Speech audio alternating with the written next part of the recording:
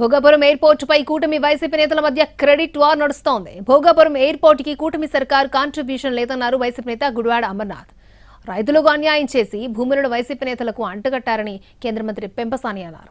Credit చోరీకి care of address YCP అని మంత్రి సవిత తీవ్రంగా విమర్శించారు. భోగాపురం ఇంటర్నేషనల్ ఎయిర్పోర్ట్ కి సంబంధించినటువంటి దాంట్లో మీరు చేసినటువంటిది కేవలం ఈవెంట్ మేనేజ్మెంట్ మాత్రమే.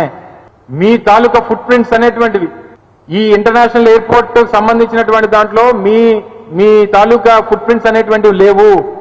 మీ కాంట్రిబ్యూషన్ లేదు. మీ కాంట్రిబ్యూషన్ లేకుండా ఈరోజు మీరు క్రెడిట్ అడిగితే ప్రజలు ఇవ్వరు. మీరు భూసేకరణ లేదు, పర్మిషన్స్ క్లియరెన్స్ లేవు, ఏది చేయకుండా మా క్రెడిట్ కావాలనంటే టెండర్లు కండిషన్స్ 80% ల్యాండ్ ఎక్విజిషన్ మాది. మళ్ళీ ఇప్పుడు వచ్చిన తర్వాత కంప్లీట్ గా కన్స్ట్రక్షన్ చేసింది మేము, రామ్మోహన్ గారు కానీ ముఖ్యమంత్రి గారు కానీ.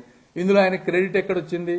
ఆయన 300 ఎకరాలు ఆయన అడ్డం పెట్టి వాళ్ళ నాయకులకు డబ్బులు ఇప్పించి అక్కడ రైతులకి అన్యాయం చేసి నాకు క్రెడిట్ కావాలంటారు. ఇది కాదా వాస్తవం? జగన్మోహన్ రెడ్డి గారు, మీరు కాదంటే మీరు డిబేట్కు రండి దీని గురించి. అమరావతిని 3 ముక్కలు చేసిన క్రెడిట్ జగన్మోహన్ రెడ్డి గారి, జగన్మోహన్ రెడ్డి పార్టీ కదా. పోలవరం ఆపేసిన క్రెడిట్ మాకు అవసరమా? ఈ రోజు మరి ఎక్కడ చూసినా సాగునీటి ప్రాజెక్టులు జరుగుతున్నాయి.